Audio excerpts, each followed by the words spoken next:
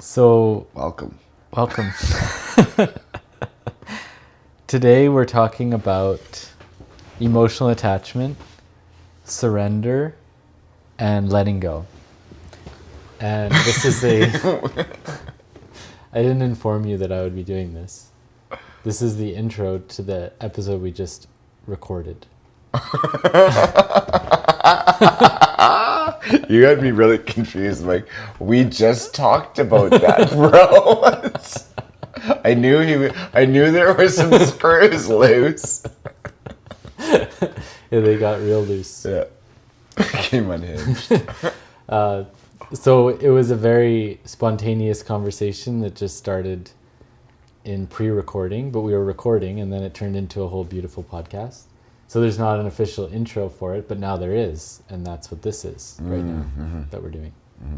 And so without further ado, enjoy.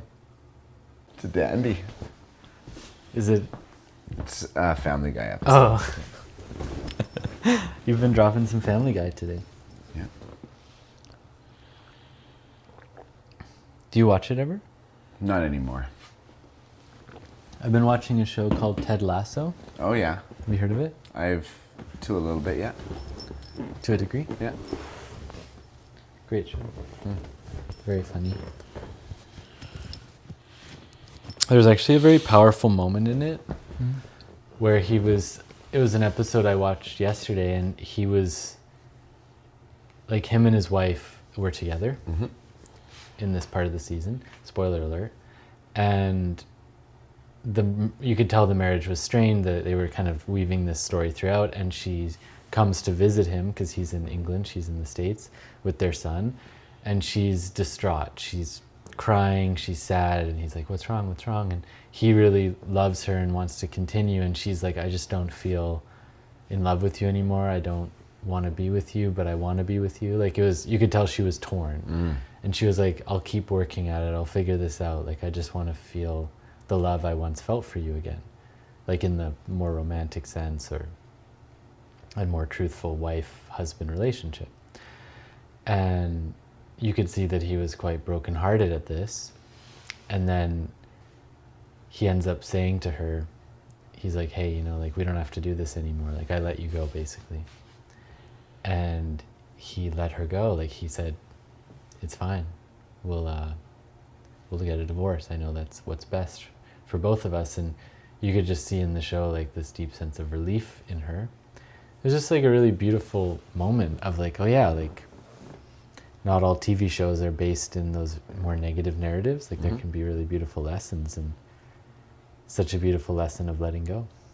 Well, television programming, that's how it should be. Yeah. It should be teaching us beautiful lessons, not instilling fear and propaganda. Yeah.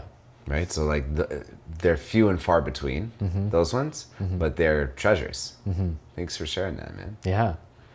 Yeah, and it's reminded me of moments in other relationships I've been in where I've been holding on, and moments where I've let go, and how that's brought freedom for me and freedom for that other person, and how that's actually the deepest act of love. Yeah, if you love something, let them go. Yeah. Yeah. Yeah. And it has, ties in with consent that we were just, recently talking about. And letting, like, people are inherently free, and if you let them go, they're free. Their free will is there to choose what they want to do. Yeah. Yeah, and, like, that we do energetically have bonds with certain people more than others. And there is, like, a psychic power when we are holding someone in our heart that does have an effect on that person. And when we do truly let that person go, they can have clarity. There is a psychic effect in that letting go. Then often that person can feel confused because you're, like, basically holding this strong intention and energy of, like, continuing the relationship.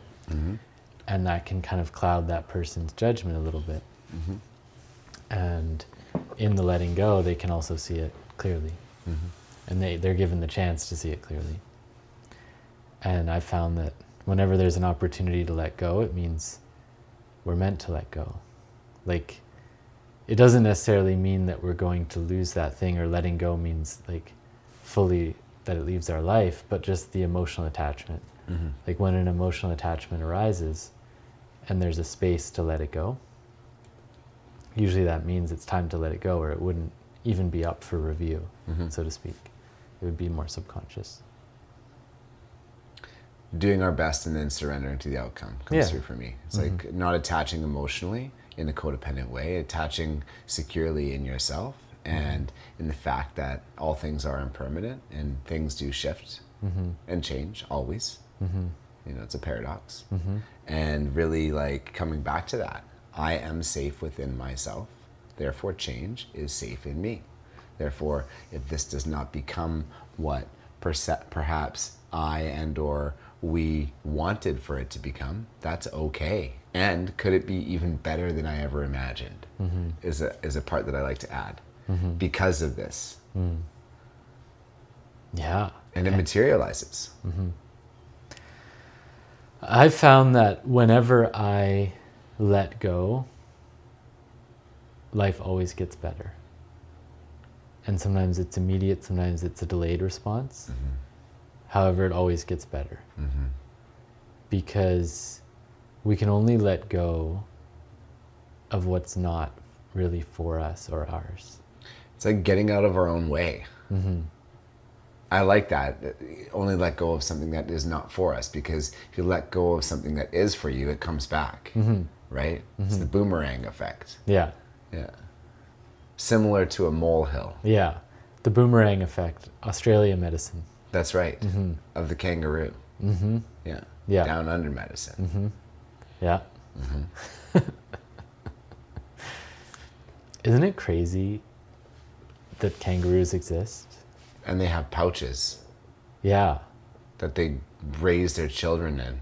They're Totally. kids. Yeah. They call them kids. Like Baby kangaroos. KIDS? I'm pretty sure. Wow. For all you fact checkers out there, Get on it. let us know. Yeah, it's wild.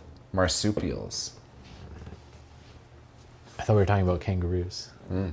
Well, they're under the family of marsupial.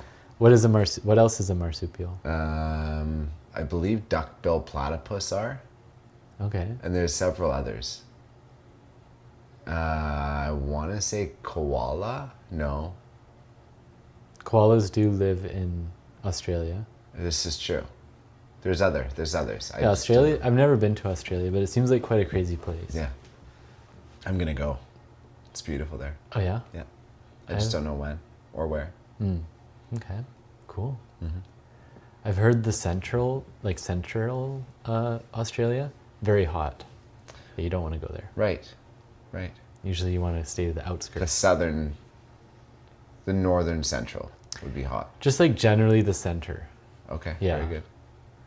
I know I've heard that there's a road that goes through and it's like just one road. Like there's not much going on Right. in the center of Australia. Very good. My understanding. Yeah, that's great. So the boomerang. Kangaroos. And letting go. You know, it's a good topic. I like it. Yeah. Not quite ready to let go of this Australia topic. Okay. I'm beyond ready to let go. Okay. Wow. Yeah. So we're in a different place. We are. Yeah. Which is okay. What do you need to be able to let go of it? I need to talk about it for longer. Oh man. I don't think I have space for that.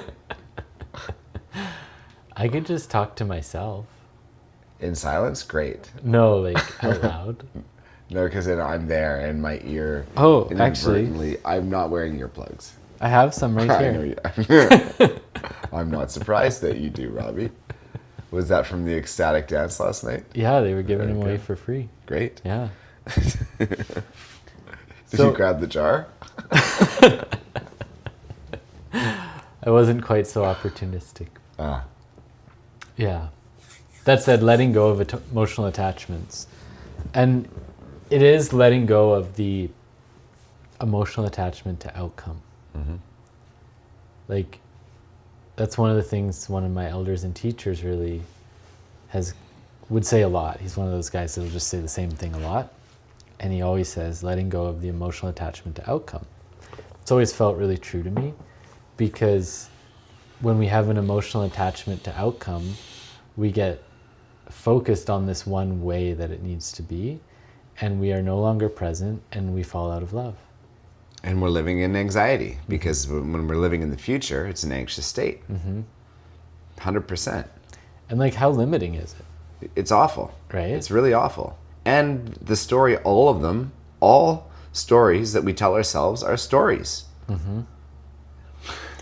Yeah. Wow. Crazy. I know. Mic drop. Yeah. We were going to save that for season 2 of this podcast. Yeah, no, it happened today, time. bro. Yeah. So, but if you look at it, all things that we tell one another in a relationship are stories. They can be true, they can be false, but they're all, and when we start witnessing them as stories, we can just pay attention to how it feels to be in and out of the story. And creating that contrast of, oh, I'm in it, oh, I'm out of it, can neutralize it. Yeah, 100%. And like, is it a story that's even fun? Yeah. You know? Are we just making a boring story? Well, most of the stories are actually, they're really not fun. In many people, they're telling themselves, that they're not enough, that they're going to be abandoned, or they need to be angry, or whatever it is. And they're not allowing for that to just be and to move through it. And they're perpetuating that cycle. Yeah. Like, quite a sad story. I know I've lived there for much of my life. And then it's like, we can create the equal opposite story. It's just a choice. And so how would you express to listeners, how would you express to do that creation of the opposite story in your life? Starting from like super negative talk. Yeah, it's a really beautiful inquiry. And what I've found is it starts with awareness. First, we need to start tracking it and just be aware of it. So often the thoughts can be so convincing, we think that thought is our own, is us. Like, we identify with the thought. And so the moment we become aware of a negative self-talk or self-image or self-perspective or story, now it's like, okay, well, I'm aware of it. So who is it that's aware of it? And what is this story? And right there's a sense of separation where it's like, I'm not this story. This is a story I'm telling myself and feeding with my energy. So in the moment of separation from it, we now have more freedom, because we're no longer stuck in it. We can observe it, witness it. And then from there, the more we witness it, the less power it has. Now, that can be also misery, because now we're aware of it, but we're still kind of stuck in it. And so we're now aware of our suffering, and we're suffering rather than just being unaware of it. So that's where we want to start bringing tools of self-love. And it can be really as simple, like, this is a technique that I love to use, actually. And it's an affirmation technique that's very effective. And I originally learned it from a really wonderful teacher and coach, Fred Dodson. He's got some amazing work. Had a real deep impact on my life. And his technique is using affirmations and listening to the rebuttal. So what that means is, often people use affirmations, like they say, oh, I feel not good enough, I hate myself, whatever. And they'll say, I love myself, I love myself. It's like, you're just lying to yourself, because there's so much of your system that doesn't believe or feel that way. So instead, what you say is, I love myself. And then you listen to the little voice that says, no, I don't, I hate myself. I love myself. I don't deserve to love myself. And you keep saying the positive and listening for that little negative voice, and you give it some airtime while focusing on the positive. And eventually that voice sometimes it'll get bigger for a moment, but then it'll get smaller and smaller until eventually it just gets absorbed into the new belief. and thought. It's quite a magical process. Mm-hmm. And that session might take 15 minutes. It might take 20 minutes. It might take 5 minutes. So it's like you can use it with everything and anything that you want to create a new identity around. So, I am enough. And it's like, no, I don't make enough money. Or I am enough. No, I'm not beautiful enough. I'm ugly. And it's like, keep going. And then it might go like, I am enough. And then it's like, yeah, that would be nice. That's still not a yes, right? I am enough. Maybe one day, I am enough. Then it might be silence. And you keep saying it. And then and eventually I notice in myself, eventually there's this somatic shift where I'll feel something move in my body. And sometimes I might even yawn or like feel like just like this shift, like want to stretch my body or something. And that's what I've found is like my system is actually absorbing this new story and like making it part of me. And I might do that about a certain belief or image for weeks, because these things are so deeply ingrained. It's not just a one and done thing necessarily. It can be with some, but most of the time you got to practice it. Because there's been, years on years of conditioning in these ways. Yeah. What about for you? Similar. Yeah. Awareness is key and first. And from that place, it's looking at it in a deep way as to, okay, and being gentle with myself in it. So having awareness doesn't mean that I have awareness all the time with it, because it's pretty sneaky, and the default mode of operation is really easy to repeat back into. So for me to beat myself up when I don't catch myself, when I'm not aware, is a trap, and it gets you deeper into the anxiety of the future. So it's noticing it and trying to bring my awareness, and even if I don't notice it during, noticing it after, and bring my awareness closer to the event and then before the event. Oh, I'm feeling the tendency to do the thing. And from that place, that's when I may not choose the new path every time, but that's where I can lean into it and lean into something that feels aligned and true for me in that moment. Taking a small step. It's like rungs of a ladder. If you take a ladder and you have rungs that are 13 feet apart, it's going to be really hard to climb it. Some people may be able to if they're 7 feet tall and they're really long. But the vast majority of humans will not be able to climb the ladder, right? Whereas if they are 12 inches apart or 8 inches apart, they'll be able to climb the ladder. The vast majority of people. So that's what I like to do, is take small steps in the direction of it, and those steps include, that have worked for me, are slowly reframing it to something that is believable and true and in the same context. I really like what you shared about the challenging parts that come up and giving them a voice too, because we don't want to bury things. If we bury them, it's just creating mold underneath the rug, and that festers and grows and rears its head eventually, always. So it's important to, in some way, it may not necessarily be that process that you described. It sounds like it would be really beautiful. I haven't tried it, but it may be ways of really showing up and like moving your anger, moving your frustration, like embodying what you are feeling and what you are believing in perhaps abandonment or whatever the trigger is and the deepest wound is, and creating a container for it to fully be and express. And then once that container is over, shifting into something else consciously. So awareness and consciousness is the path through this.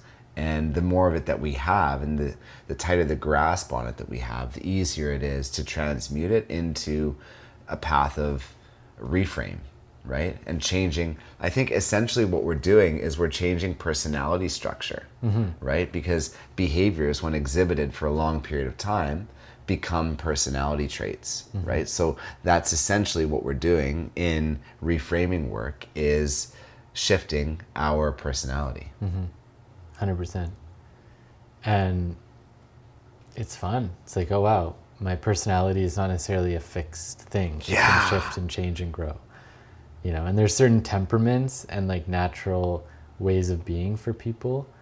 And then there's also things that can change. There's a lot of things that can change, and we're not limited. Mm-hmm. And one of the things you were touching on was that really sparked something in me was talking about letting those challenging voices in, allowing space for the negative. And that's really an important teaching. You know, even many elders teach about this, and different cultures teach about this, is actually giving space to the negative. That if all you focus on is the positive, it's not a balanced way of being. So even, I remember years ago, I was doing a ceremony with a Tibetan man, like a Tibetan holy man, and he had all these different deities that he had made and crafted, and there was, I think, a large number, let's say 7 or something, positive, beautiful deities, the goddess of compassion and whatnot. And then he had one that represented like destruction and kind of evil, for lack of a better term. And he said, we give offerings to all these deities, including the evil one. We have to feed the negative. We have to give it space. We have to, because then it doesn't have power, because it doesn't have to feed on us in our life. And that's a teaching internally too, that there's always going to be some negative that arises, and we want it to be a relatively small part of it. It's not like there's 10 negative deities and 1 positive one. It's in favor of the positive. That said, this goes back to letting go. It goes back to surrender, because surrender and letting go are very much, to me, synonymous. When I'm in a state of surrender, I'm in a space of allowing, letting go. And when we have a negative, challenging voice, thought, feeling, experience, the natural tendency is to resist. And that's the opposite of surrender, right? If surrender is letting go and allowing, resistance is trying to control and grasp. So whenever we have an emotional attachment, whenever we have a negative experience, it's always related to fear, and there's always some sort of resistance. There's an attachment to it being different than it is, or resisting it staying as it is because we don't like it, or whatever it might be. And if we can just allow it to flow and let go of our resistance to it, then that anger, that negative starts to flow through us quite quickly. That's what I found. It's actually the resistance that creates the most suffering and hardship and blocks the desirable outcome, because now it's stuck and taking up space. So I really liked what you said there, because that's a tenet of how I work with energy and myself and with clients, is like allowing space for that negative, but always staying positive, always staying, what do we want? What is our intention? Because we don't want to get stuck. When we get stuck, then it festers and perpetuates. Precisely. And that's why we bring laughter. Yeah. Even in the hard stuff. Right? Like that's why I laugh so often in circle, and I'm not consciously doing it, but it's, you know, I've looked at it and it's like, that really wasn't appropriate for me to laugh at sometimes, and I hold myself there, but it's never in a vindictive way or laughing at somebody for what they're going through. It's to maintain that sense of levity and buoyancy in it, so that it's carried and held and transmuted, right? Because it's quite easy for many of us to get stuck. Yeah. And laughter is the ultimate letting go. It's like the moment we laugh, it's like all inhibition, like we just let go. It's just, it's this beautiful release, present moment. And I want to ask the listeners, can you laugh at yourself in challenging moments? And I'm not looking for an answer, but sit with that. Sit with how laughter can show up in challenging moments. And the more that I witness myself doing something, and I'm witnessing the character of Kirby doing something, I can find laughter quite easily. And I love it. It feels good. Yeah. And sometimes I'll be crying while I'm laughing.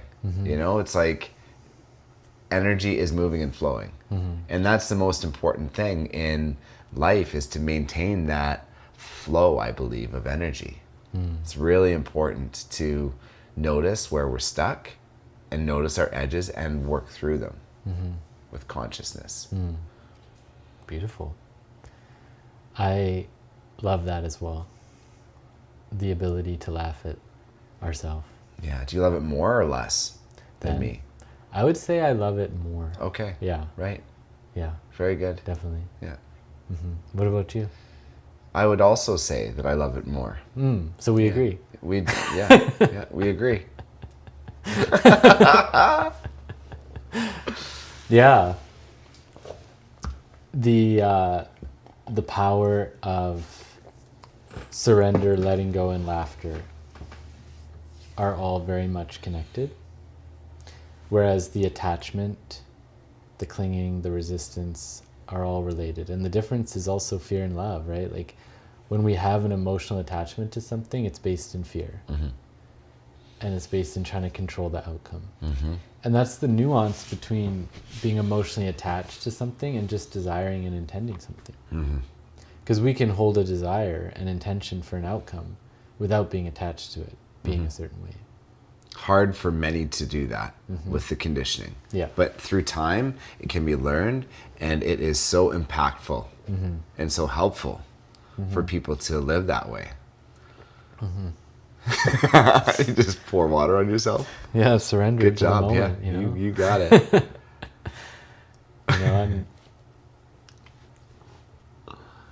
I'm not the best drinker sometimes. I hear you. Yeah. Yeah, I don't drink. Yeah. I drink water. Right. Yeah. I'm actually not a good drinker either. Okay. I'm a real lightweight. It's part of why I don't drink alcohol. Very sensitive to it. Right. Yeah. Well, this has been a really beautiful great conversation. Yeah. Yeah. And yeah, I like how this organically unfolded today, and it wasn't scripted as none of our stuff is, and it was even less scripted. Very much so. Yeah. Yeah. And I am curious as to how you as the viewers are receiving this. Would love to hear your comments and questions if you have any. You can drop them in below. Yeah. Yeah, and we also have our online men's group that's running every Monday, 5:30 to 7:30 Pacific Standard Time. It has open enrollment right now. And yeah, we also offer various other work individually with clients and in one-on-one and different group containers as well. And if you're local to Vancouver Island, we do some in-person things as well. So yeah, feel free to reach out if you want to connect or have any questions about that. And we look forward to seeing you next time. Thank you.